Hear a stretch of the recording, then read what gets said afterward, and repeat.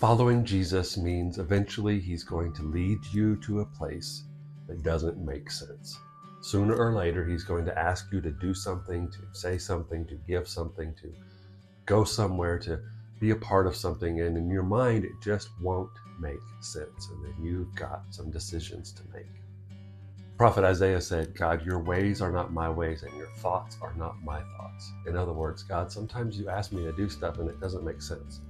Sometimes when I do the math on the things you ask, it doesn't add up. I don't understand. It doesn't make sense. I suppose when God asked Abraham to leave his family, leave his father's house, leave his country, leave his religion, leave everything he knew, and travel hundreds of miles to a place he's never even seen, I bet that didn't make sense to Abraham, but he did it.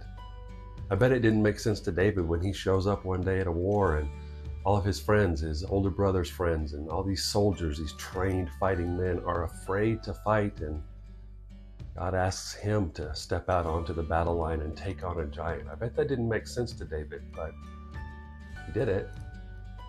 I bet it didn't make sense to professional fishermen who were raking in some money and raking in the fish, selling them, had a business going on, had their father's business to run. I bet it didn't make sense to Simon, to James, to John, when Jesus says, why don't you leave all this, come and follow me. It probably didn't add up, but they did it anyway. Yesterday we looked at Jonah. Jonah was asked by God to go preach to a group of people called the Ninevites, the Assyrians, and it was a wicked, wicked place, and Jonah didn't understand why God would reach out to them, why God would even give them a chance. It didn't make sense. Jonah didn't do it. Jonah backed away. Jonah backed off. Jonah ran away. God didn't make sense, so Jonah bailed out. Those are really your two choices.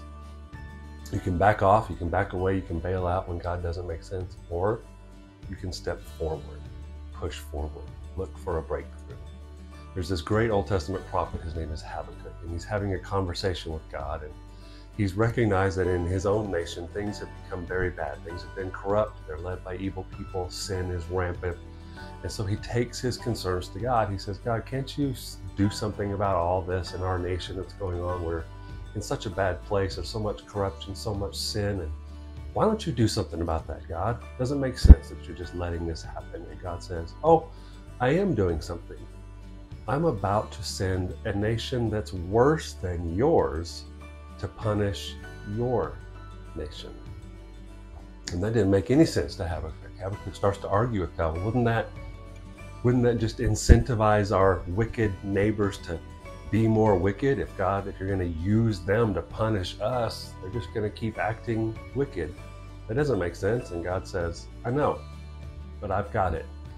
I've got it under control. Trust me.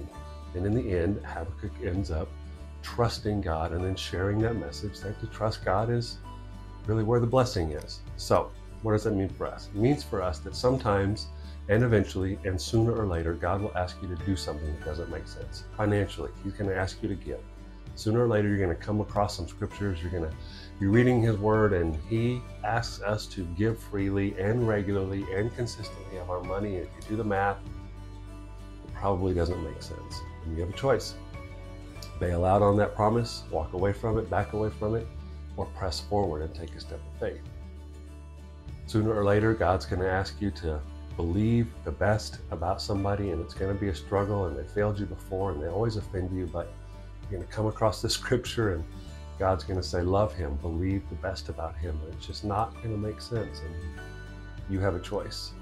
Bail out, back away, back off, or press forward.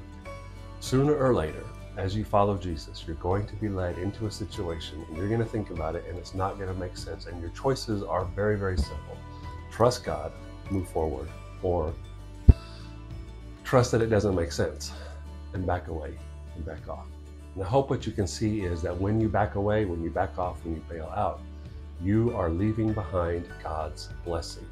God's blessing is always out in front of you. It means you have to step in faith into the blessing. You can't back into it. You can't fall into it. You'll never accidentally be blessed by God. You'll be blessed by God because of your obedience. You step forward in faith when it doesn't make sense, and God will take care of you. God will bless you. God will bring you to a place where your trust and your faith grows deep, and He will bless you for it. So today, God is not making sense to you. Keep pushing forward. Keep pressing forward. That's where the breakthrough is. That's where the blessing is. That's where God is. Bye.